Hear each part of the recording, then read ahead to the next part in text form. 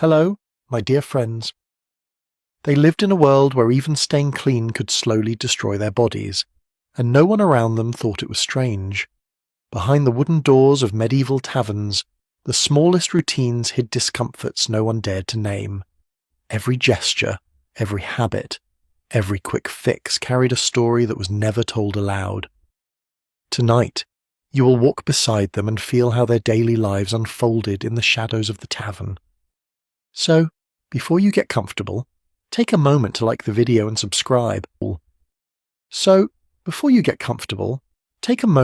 video and subscribe. But only if you genuinely enjoy what I do here.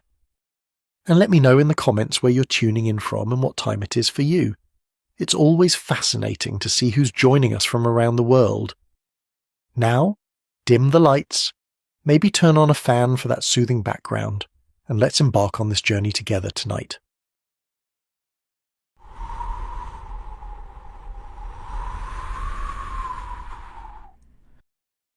If someone wandered through a modest Victorian home at the break of day, they would find a small pot sitting on the iron stove, its thin trail of steam rising like a fragile promise, rather than a guarantee of warmth. The water inside would barely cover the bottom, slowly heating only because the family had scraped together the last bits of coal from a bucket that always seemed close to empty. For many households, obtaining warm water was less a simple task and more a constant negotiation with time, weather, and resources that rarely stretch far enough. Fuel costs money, and fire demanded attention, so every moment spent coaxing a pot to simmer meant another moment stolen from work that determined whether a family could keep a roof overhead.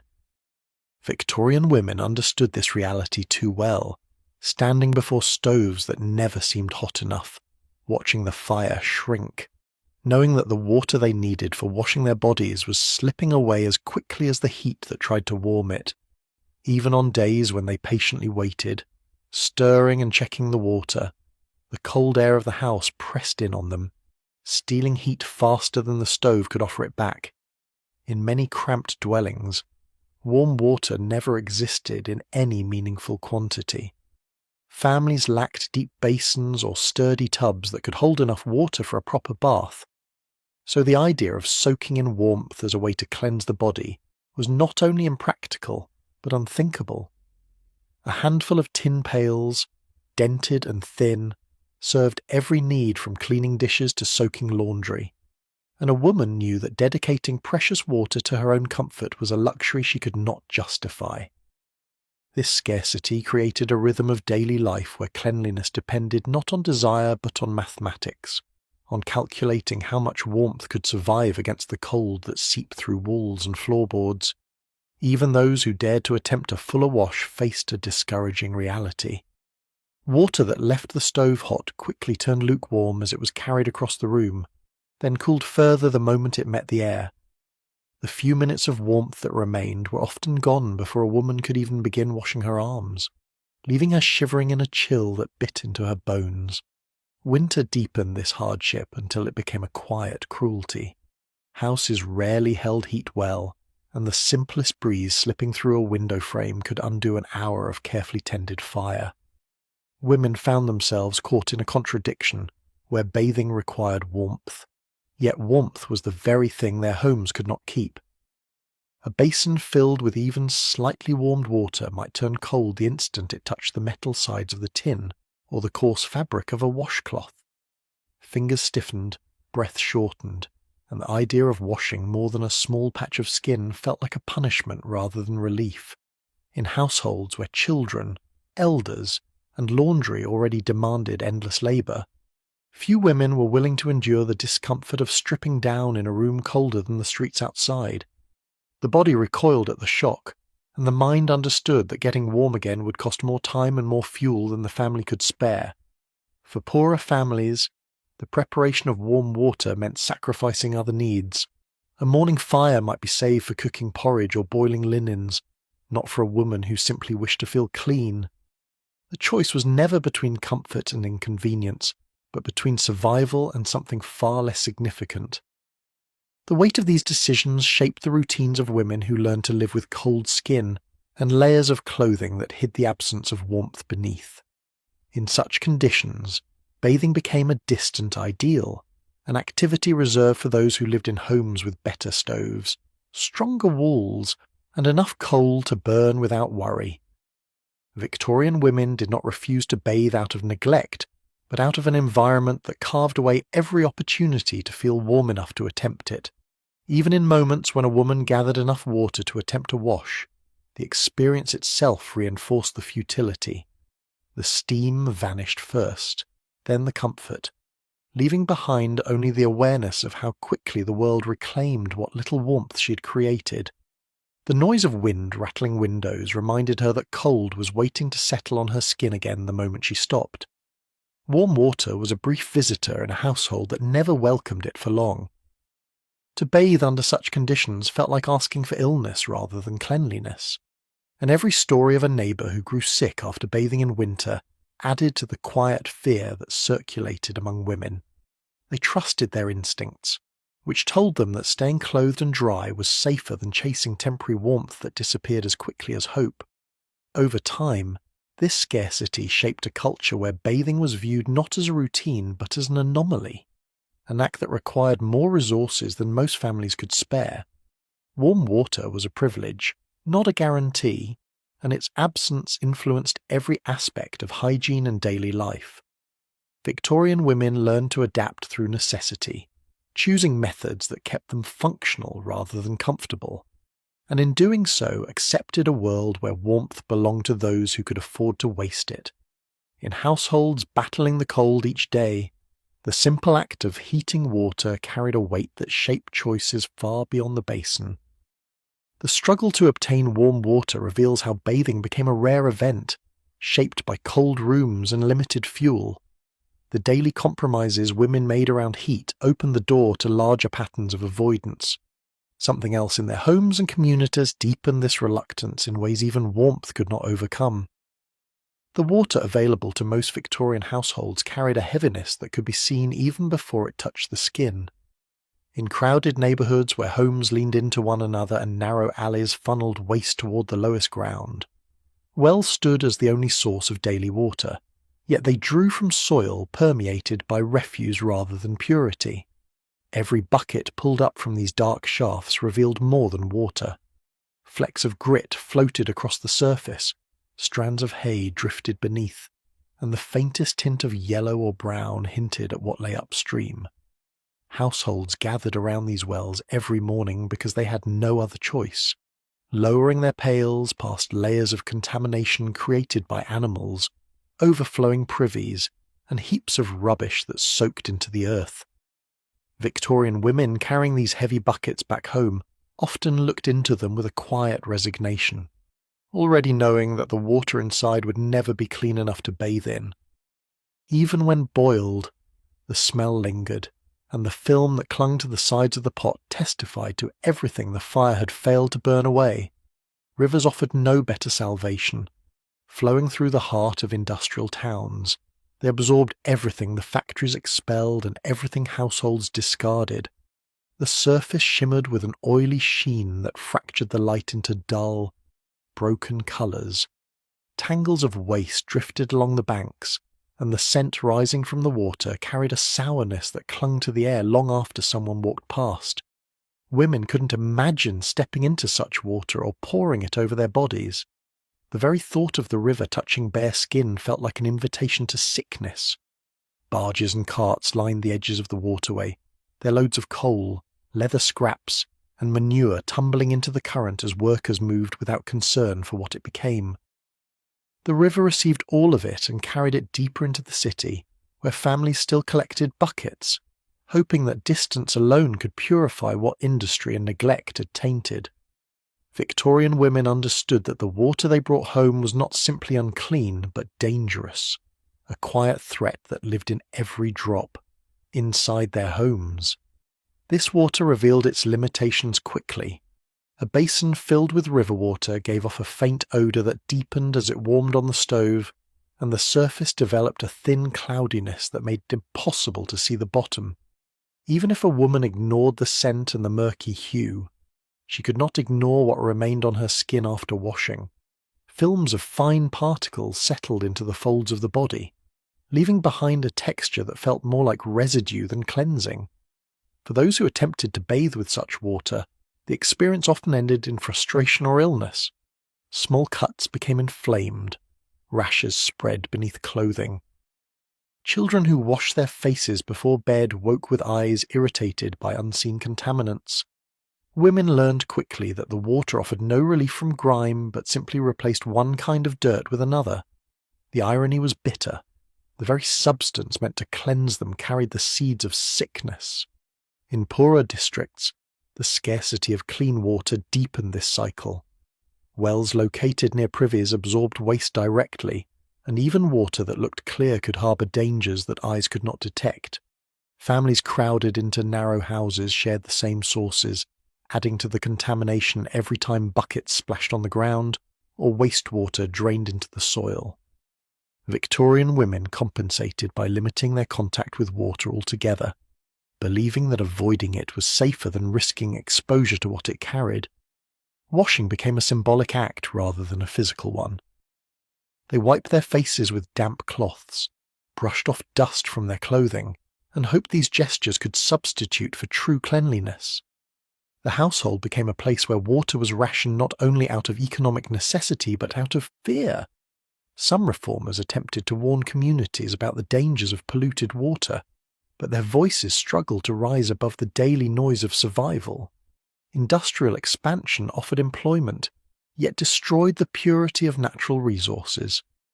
To question the safety of water meant questioning the foundations of Victorian progress itself. Women bore the consequences in their own bodies. They lived with the knowledge that the water surrounding them, the water flowing through their town, the water rising in their own wells, was never truly safe. Clean water became a luxury reserved for the wealthy, those whose homes were set higher on the landscape, away from waste, away from factories, away from the sewage that seeped into the ground. These households could boil water that actually smelled clean, could bathe without fear, and could enjoy a level of hygiene impossible for most families. Even then, Victorian society clung to the illusion that access to water was universal. Municipal authorities boasted about pipes and pumps while ignoring the neighbourhoods where contamination was the only constant. The divide widened as the poor accepted their conditions as unchangeable. Victorian women carried buckets through mud that had been soaked in filth, brought them home, and used the water sparingly because they saw no alternative. Each decision reinforced another. Bathing became an indulgence few could justify. Cleanliness became an expectation reserved for those who lived beyond the reach of polluted wells and poisoned rivers. The desire for hygiene faded beneath the weight of daily struggle. As water grew more unreliable, a quiet logic spread through these communities. Why bathe in water that made the body feel worse afterward?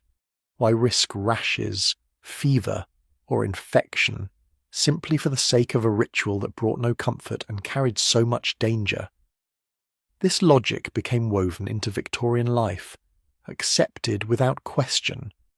Mothers taught their daughters to avoid the river, to distrust the well, to wash only when necessary. These habits were not rooted in ignorance, but in survival. Women lived within a world where filth moved through every layer of the city, from the streets to the soil to the water itself, leaving no space for true cleanliness to take hold. The absence of clean water shaped a world where bathing felt more threatening than neglecting it. The choices families made around these sources carried consequences far beyond simple discomfort. Another force within Victorian society added its own layer of hesitation, turning avoidance into a practice that seemed almost reasonable.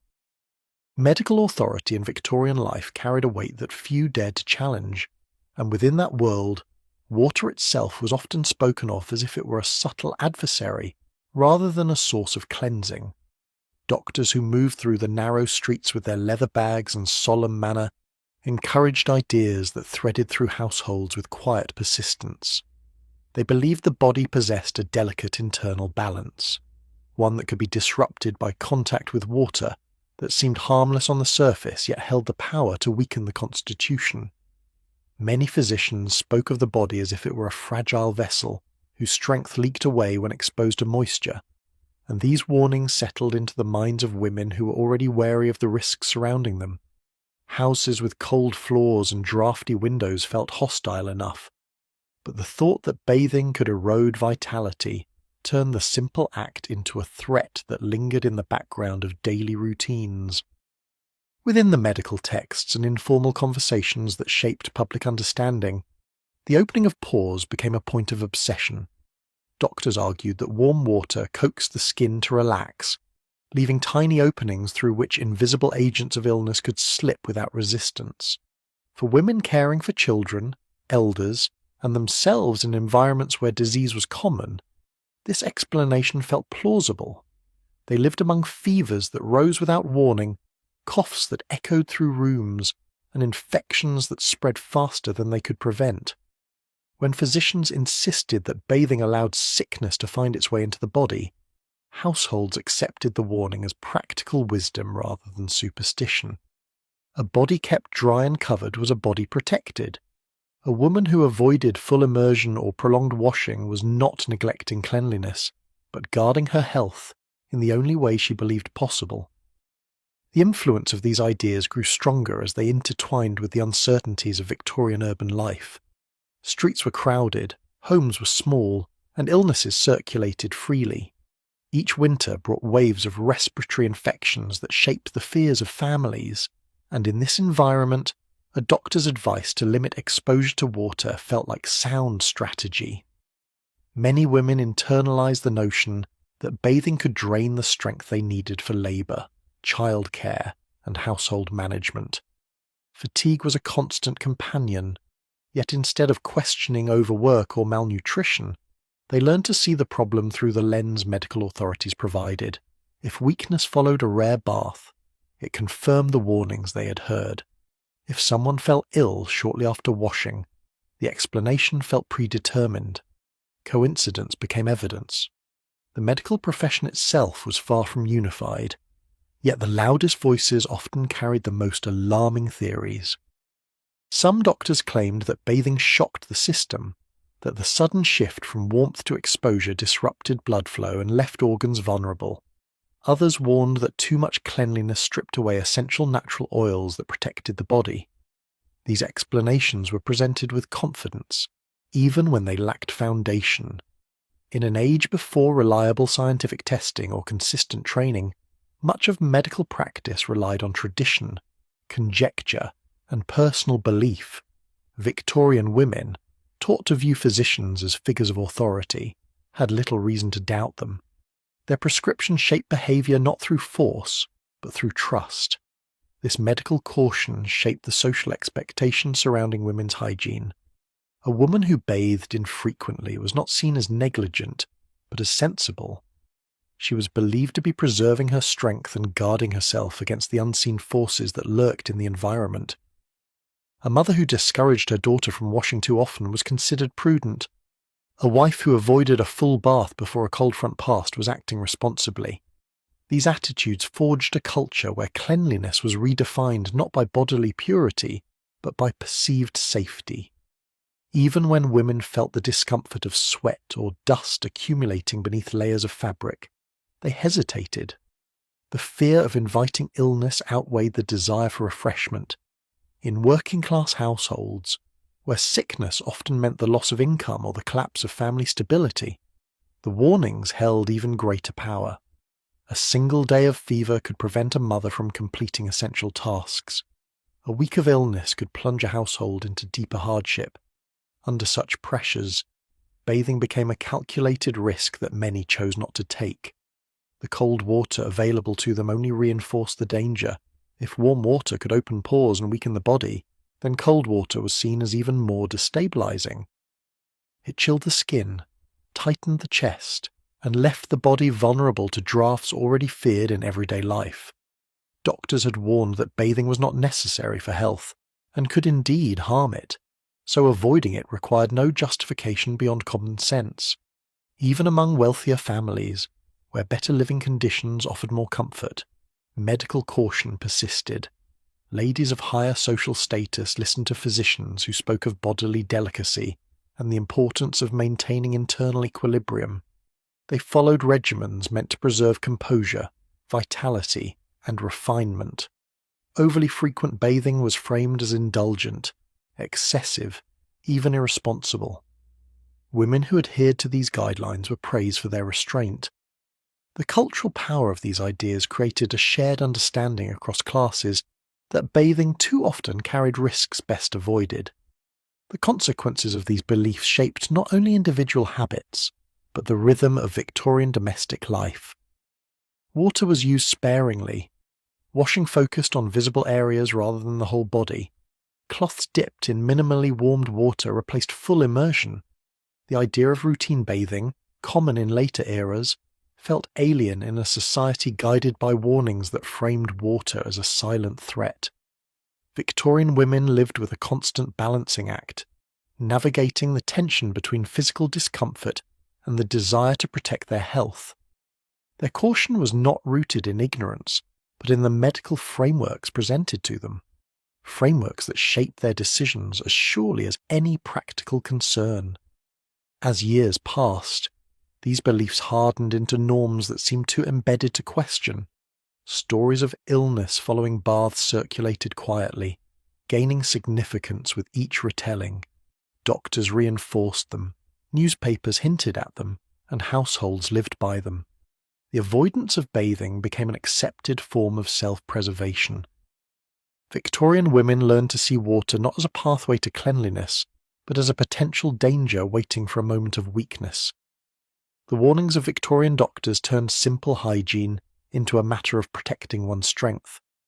Their influence reached into households and shaped habits that persisted far beyond medical logic. Something else deepened this reluctance by transforming bathing into an ordeal that extended far beyond fear of illness.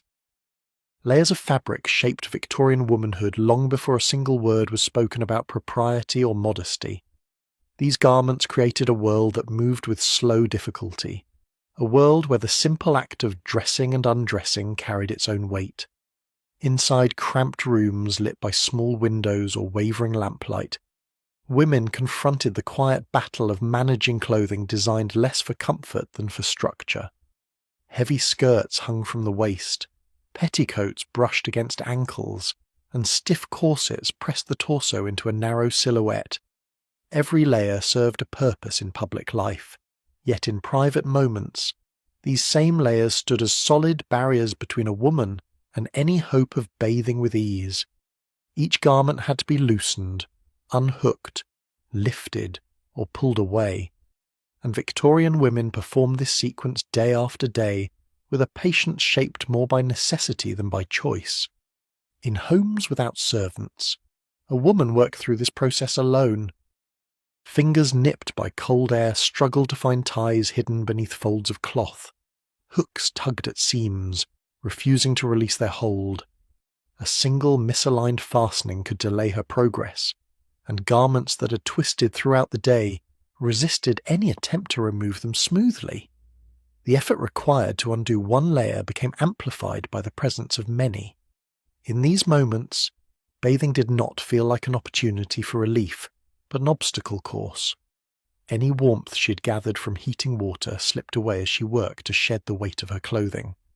The cold pressed against her skin with increasing insistence, making the process feel more like preparation for hardship than preparation for cleansing. Once the outer garments were removed, the reality of managing the remaining layers became a trial of endurance. Thick underskirts clung to the legs, trapping air that had warmed only slightly during the day. As each layer fell to the floor, the room felt larger, colder, and more unwelcoming. Women moved through this ritual knowing that bathing would require not only undressing but redressing, an effort that demanded equal time and strength. Washing meant confronting the entire process twice, and the thought weighed heavily on women already exhausted by domestic labour. The necessity of managing fabric shaped the rhythm of their decisions. If undressing felt burdensome, then avoiding the bath became a natural conclusion. Fabric itself added to the challenge. Woven from materials meant to maintain form, Victorian garments trapped odours and dust from the outside world, smoke from stoves, dirt from streets, and the faint scent of sweat settled into the fibres. Yet washing these garments required more labour than washing the body. Fabrics grew heavy when wet and dried slowly in cold or damp rooms. Stains clung stubbornly to the surface, and frequent washing threatened to damage the structure of the garments. Women, therefore, found themselves in a constant compromise. Clothing that absorbed dirt and odour discouraged bathing, because wearing clean skin beneath layers that felt unclean created a discomfort that lingered throughout the day. The logic became inverted. Clothing dictated cleanliness rather than the reverse. Even for women with assistants or higher social standing, the burden persisted in different forms. Servants helped remove the elaborate layers, but this required time and privacy. Two things not always available in homes governed by strict routines. The ceremony of dressing and undressing reinforced the social expectation that bathing should occur infrequently. A woman accustomed to having garments arranged for her learned to accept that removing them was an event in itself, not something undertaken lightly. Corsets shaped her posture, skirts shaped her movement, and together they shaped her habits. The more elaborate the attire, the less practical bathing became. Each garment became a reminder that maintaining appearance mattered more than maintaining ease. The rooms in which women attempted to bathe rarely offered comfort. Floors absorbed cold, mirrors fogged easily, and the air chilled the moment clothing was removed. The time needed to shed layers guaranteed exposure to these unpleasant conditions. A woman would step into the space where she intended to wash, already half chilled, and the water she had worked to warm quickly lost its heat as it waited. If she hesitated at any point in the process, the room grew colder still. Winter intensified every step, making the layers she had just removed feel like armour she should not have abandoned. Many women found themselves pausing at this threshold, weighing the discomfort of bathing against the comfort of staying dressed.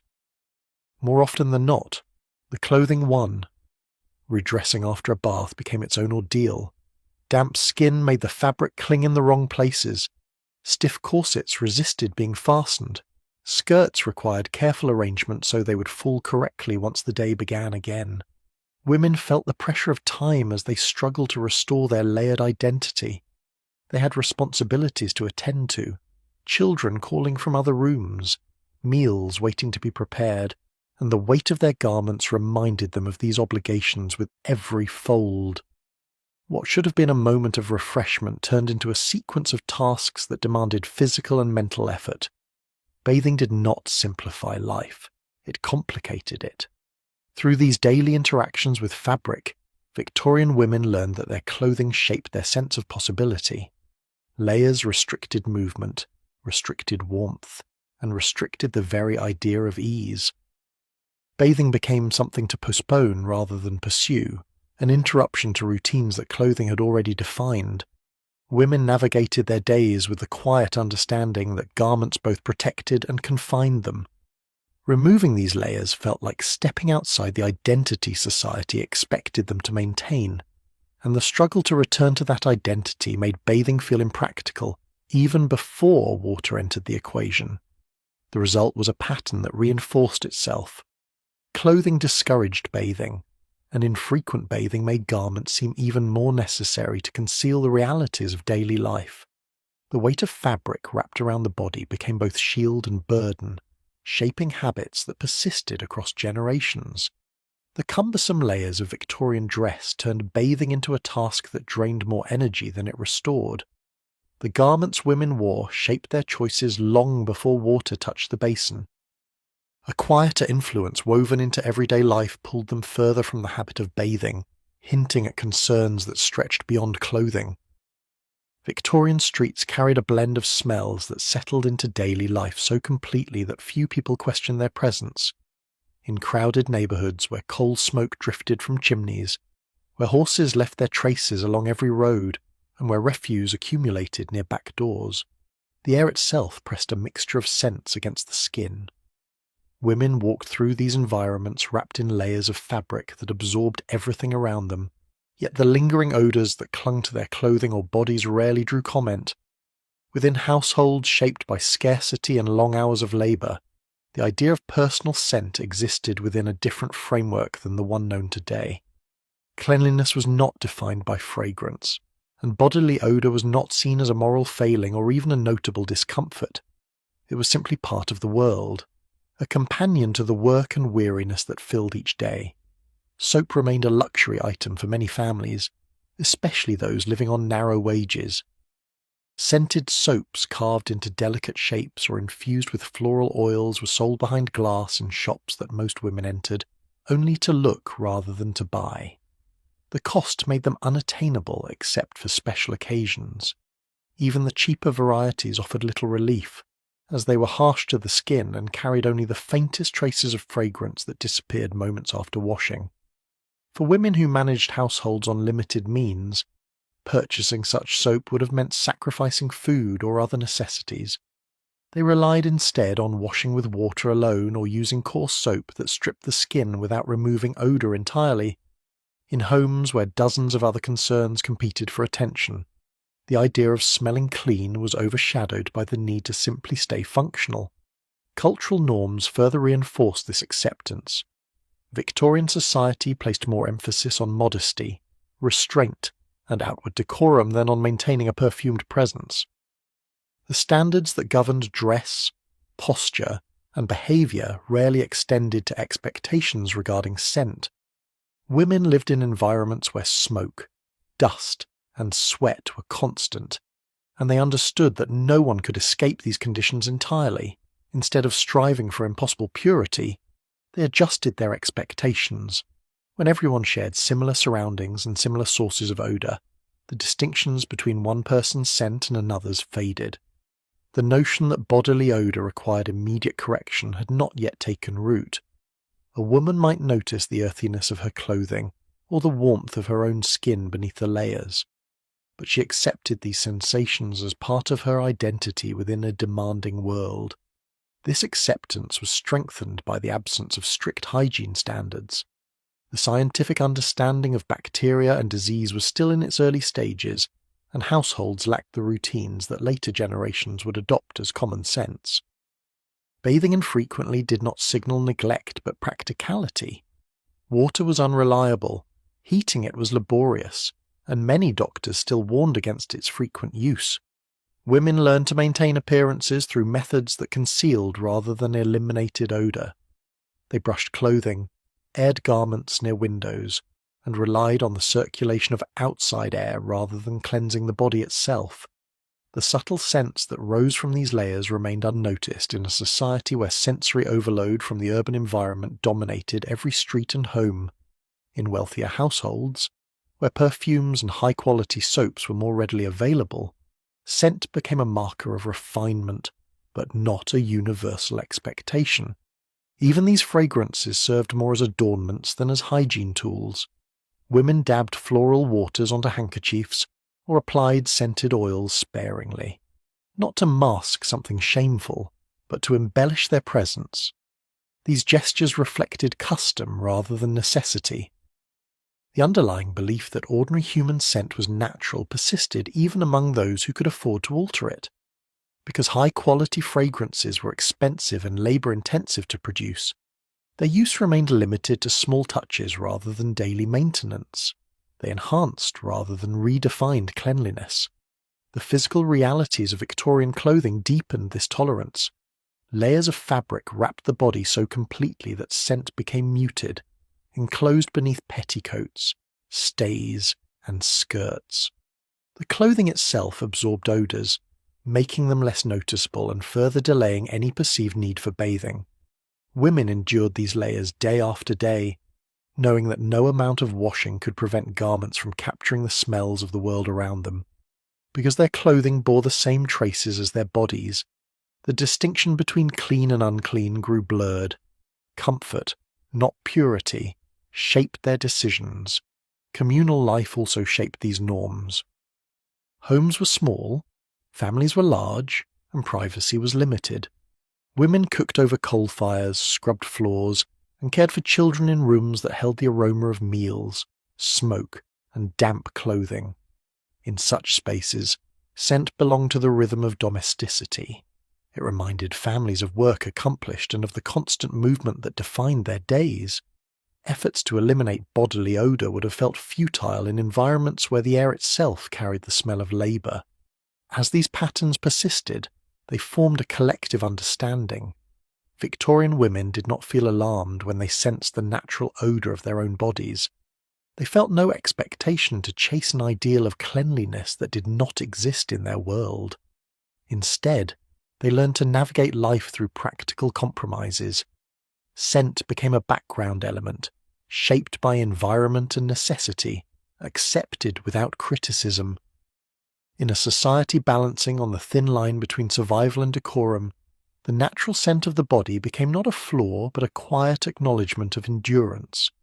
The acceptance of bodily odour reflected a daily life shaped by scarcity, practicality, and cultural norms that valued restraint over fragrance. Women learned to live within these limits, adapting their habits to a world that offered few alternatives. Beneath this acceptance lay another influence, one that complicated the very notion of staying clean. The bars of soap available to most Victorian families carried a roughness that began long before they touched the skin. Made from cheap fats and powerful alkalis, these coarse blocks lacked the softness and balance that later generations would expect from something meant for cleansing. In markets where goods were stacked without ceremony and scents blended into a dull haze, the soap sold to the poor appeared in dull shades of grey or yellow, its surface uneven and its edges crumbly. Women purchased these bars because they cost less than the refined versions displayed behind glass in wealthier districts, yet each use reminded them of the compromise they had been forced to make. When the soap met water, it produced a thin, sharp lather that bit at the skin rather than soothing it. Washing with it felt more like enduring a necessary discomfort than achieving a moment of relief. On hands already chapped from work, the soap left a burning sensation that lingered long after the water dried. It carried a harshness that crept into the small cracks along the knuckles and sank into the tender spaces between fingers.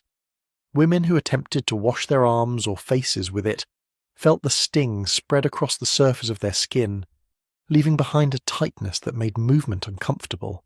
Even when they tried to use it sparingly, the residue clung stubbornly to the body, its alkaline strength refusing to be rinsed away easily. The harshness of the soap was not simply an inconvenience, but an intrusion, one that turned the act of cleansing into an irritation that built upon the fatigue and strain of each day. The drying effect of these soaps transformed the simplest routines. After washing, the skin tightened, pulling at itself as if shrinking from the air. It became rough to the touch, sensitive to fabric, and prone to itching.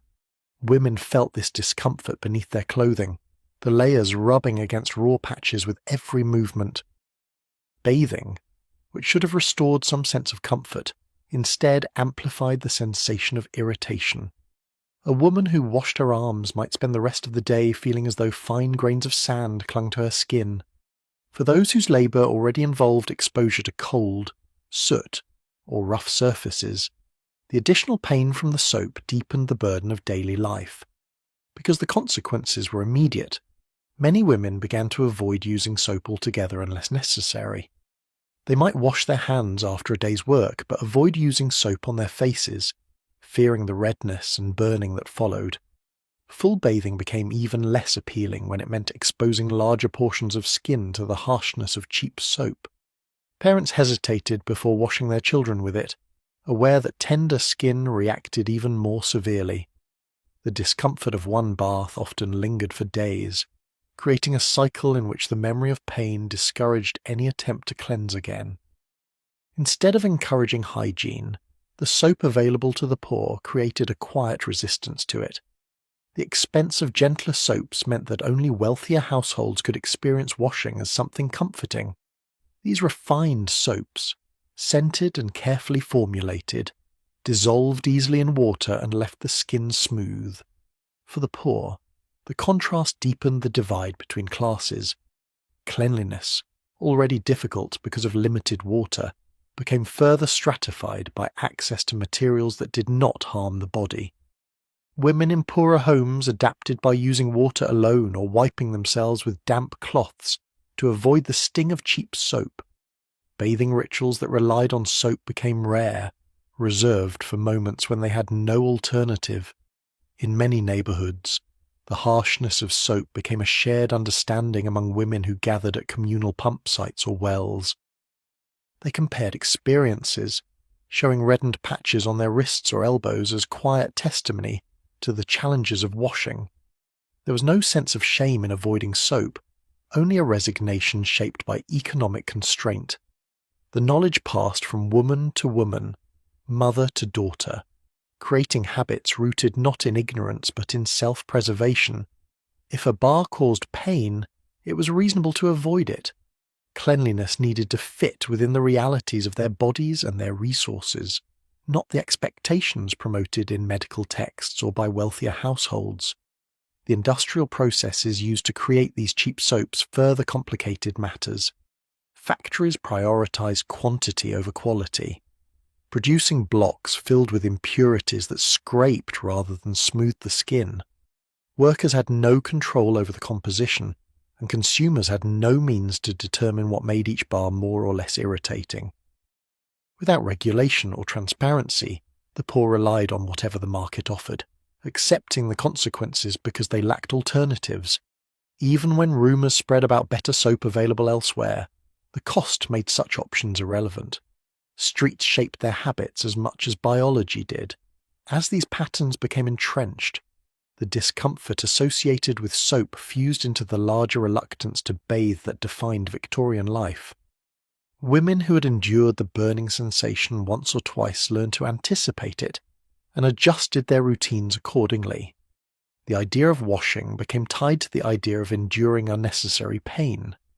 In a world where daily survival already required tolerance for hardship, adding another source of discomfort felt unreasonable.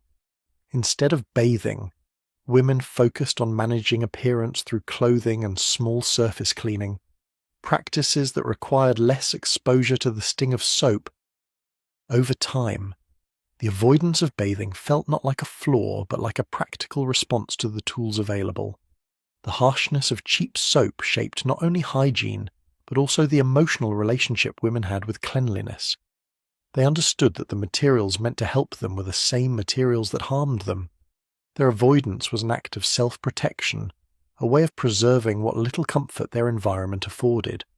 In this tension between desire and possibility, bathing receded from daily life and became an occasional necessity rather than a routine. The sting of cheap soap reinforced a world where washing felt like punishment instead of relief. The pain it caused shaped habits and hardened reluctance, leaving women with few reasons to endure the discomfort again. Pressures beyond physical irritation soon played their own role in pushing bathing even further from daily life.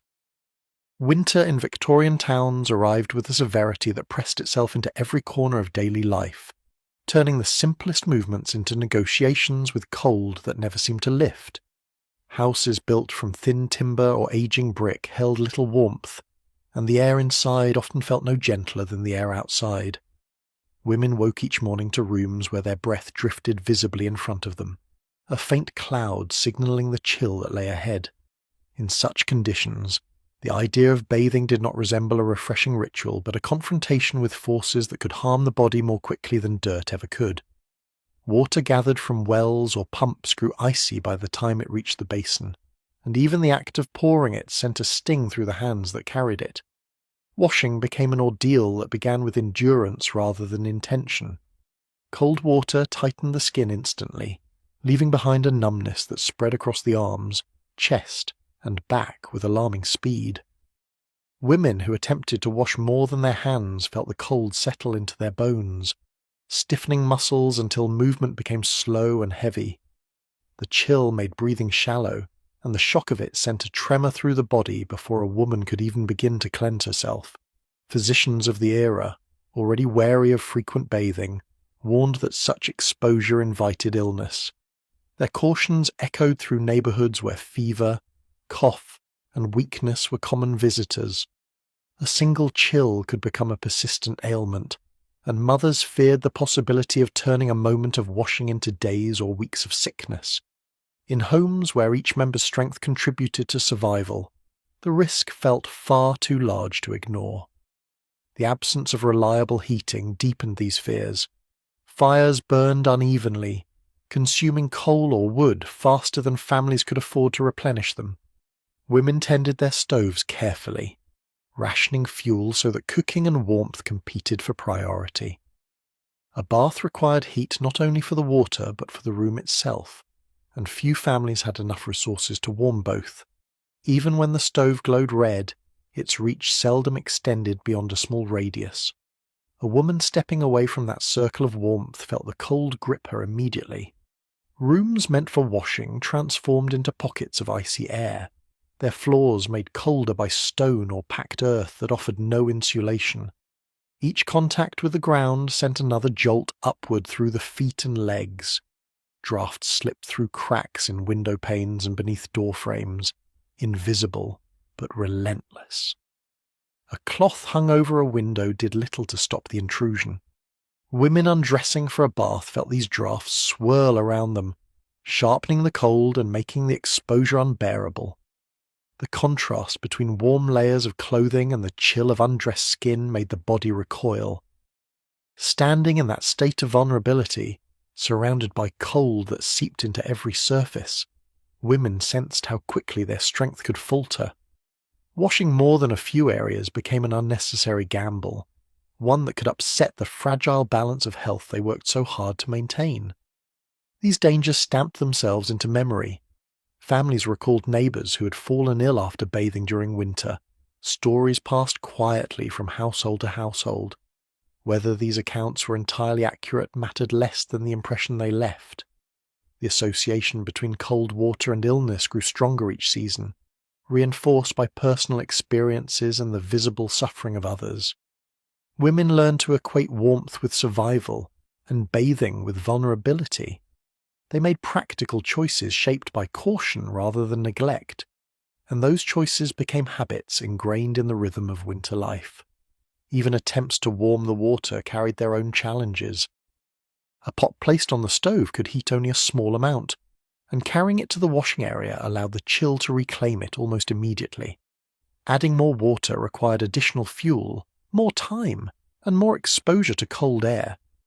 The process stretched into a sequence of actions that demanded physical endurance while offering little reward.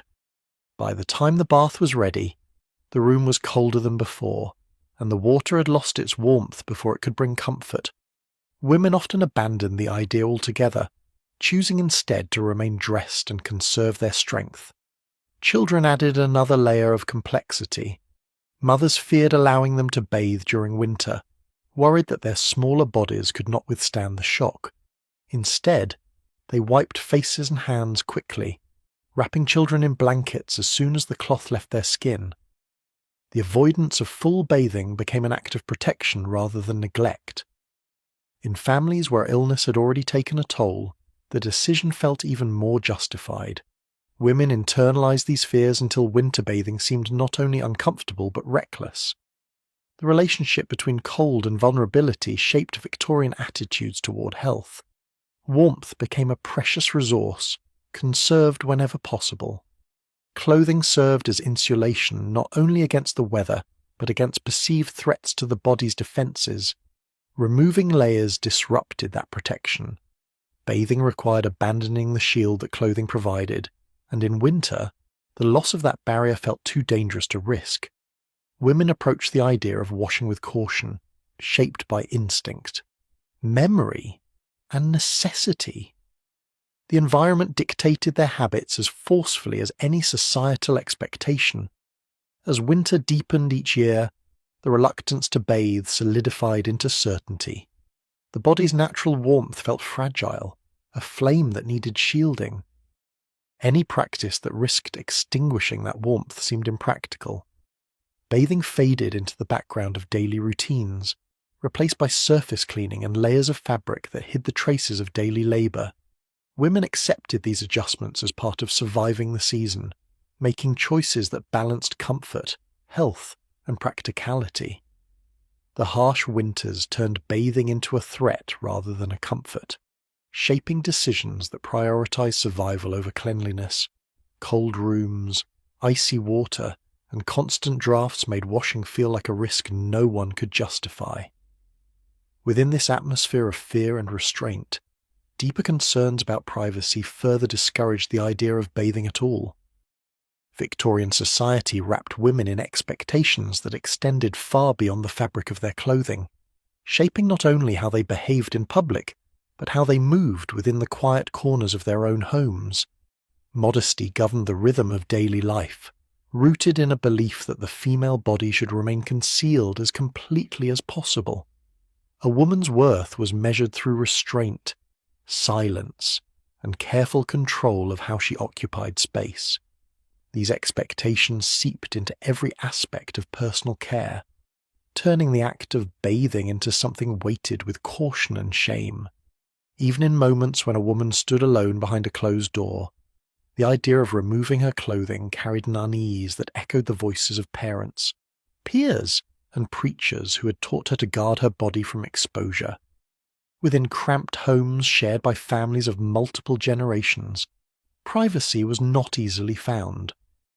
Doors lacked locks or swung loosely on hinges, offering little separation from the activity beyond them. A woman preparing to undress for even a partial wash listened carefully for footsteps in the hallway or voices approaching from other rooms. The simple act of loosening a corset felt daring in a world where showing an ankle could draw commentary. Removing layers of clothing, even when alone, carried an emotional burden formed not from vanity, but from a lifetime of being told that her body should remain hidden. Bathing demanded exposure, and exposure clashed with the values that shaped her identity. In wealthier homes, the architecture provided more space but not more freedom. Etiquette manuals instructed women to maintain modesty at all times, emphasizing the vulnerability associated with undress. A lady might have a designated dressing room, yet she still approached bathing with the same guardedness instilled since childhood. Servants assisted with dressing but rarely with bathing, as the latter required a level of intimacy considered inappropriate. Even married women hesitated to bathe while their husbands were nearby, aware that undressing for reasons unrelated to marital duty stepped beyond accepted norms. The bath became a concealed ritual, carried out quietly and without acknowledgement. Because bathing required such vulnerability, women learned to associate it with risk and discomfort. They chose times when households were calm or when other members were away, minimizing chances of interruption. Even then, the fear of being accidentally seen pressed into their thoughts, urging them to move quickly and avoid fully uncovering themselves unless necessary. Washing became a sequence of guarded motions, small areas of the body cleaned in isolation rather than through immersive ease. A basin of water replaced a tub, a cloth replaced immersion, and the ritual of bathing shrank in scale to protect a woman's sense of propriety. Cultural expectations deepened this hesitation. Religious teachings emphasized purity, but framed the body as a vessel prone to moral danger. Women were encouraged to treat physical form with suspicion, focusing instead on spiritual restraint. In this environment, bathing represented a moment when the physical demanded attention, disrupting the preferred narrative of invisibility. The body became undeniable when stripped of fabric, and this awareness unsettled women taught to minimize their presence. The act of bathing felt intimate in a way that conflicted with social ideals, and many women internalized this tension until avoidance seemed the simplest resolution. Stories whispered among women reinforced these attitudes. Incidents of accidental exposure, even within private homes, circulated with an air of caution. A door opening unexpectedly, a relative entering without knocking, a neighbor glimpsing through an uncurtained window. Each account carried the weight of embarrassment that lingered far longer than physical discomfort. These stories reminded women that privacy could be breached easily, and the anxiety of such moments overshadowed the practical need for bathing. Shame became a powerful deterrent, shaping habits more forcefully than water scarcity or cold rooms ever could. The architecture of Victorian homes offered little reassurance. Many houses lacked dedicated bathroom spaces, forcing women to wash in multi-purpose rooms such as kitchens or bedrooms. These areas, constantly in use, provided no sense of sanctuary. A woman bathing behind a makeshift screen or a hung blanket felt exposed even when unseen, aware that the barrier was symbolic rather than secure. She listened for the creak of floorboards, the rattle of a doorknob, and the rustle of fabric that signalled someone approaching. The thin divide between privacy and intrusion transformed bathing into an activity that demanded vigilance rather than relaxation. Even when physical privacy existed, internalized expectations persisted. Women felt obligated to maintain modest posture, even when alone, and avoided looking directly at their own bodies. The act of bathing forced them to confront themselves in a way that contradicted a cultural script designed to separate women from their physicality. This discomfort layered itself onto the practical challenges of bathing, creating an emotional barrier that grew stronger with each passing year. The less frequently women bathed, the more daunting the act became, reinforcing a cycle that redefined cleanliness through concealment rather than through washing. Within this framework, bathing shifted from a hygienic necessity to a morally charged act requiring careful timing and emotional preparation. Women learned to navigate their routines with caution, finding alternatives that allowed them to maintain modesty. Wiping small areas of the body or limiting washing to the face and hands aligned more comfortably with societal expectations. These practices preserved the illusion of propriety without risking the vulnerability associated with full undress.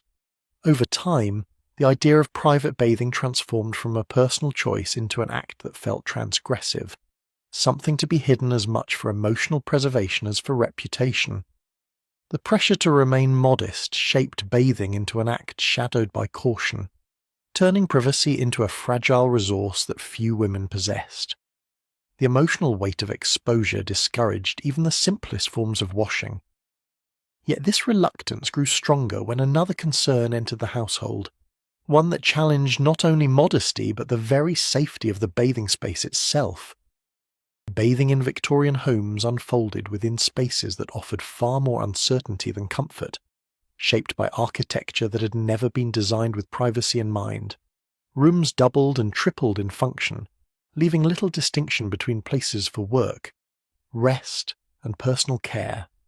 A woman preparing to wash might find herself standing in a corner of the kitchen, beside the stove where meals simmered, or in a bedroom shared with children who stirred unpredictably in their sleep.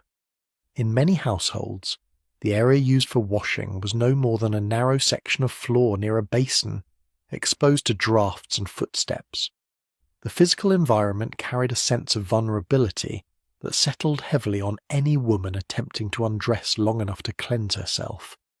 She lived within walls that separated her from the outside world, yet offered little separation from the life unfolding within her own home. The absence of dedicated bathing rooms meant that spaces intended for bodily care blended uneasily with spaces intended for household tasks. Toilets, when present at all, sat near kitchens or bedrooms, sometimes within arm's reach of the only wash basin available. Moisture, odours, and noise drifted through these areas without restraint. A woman who knelt beside a small tub placed on the floor could easily hear someone approaching, but the warning did little to diminish the anxiety of being discovered mid-wash. Doors, lightweight and poorly fitted, rattled with every shift in the air. Their locks, when they existed, were flimsy metal latches that failed as often as they held. Even the sound of the latch sliding into place brought little reassurance, for a strong push or an accidental tug could render the barrier useless. Privacy became not a guarantee but a hope. In cramped tenements where families lived only a few feet apart, walls did little to block sound or movement. Children wandered freely. Relatives passed through rooms without knocking, and neighbours entered homes with a casual familiarity born of necessity. A woman attempting to bathe in such an environment learned to remain tense, her ears attuned to every creak of the floorboards. She washed quickly, not because of the cold or the limited water, but because of the looming possibility that someone might appear before she had time to conceal herself. The shame of being unexpectedly seen outweighed the discomfort of incomplete washing, and many women chose to avoid bathing altogether rather than endure the fear that accompanied it. Even in wealthier homes, where larger rooms and thicker doors offered some degree of separation, the sense of intrusion persisted. Servants moved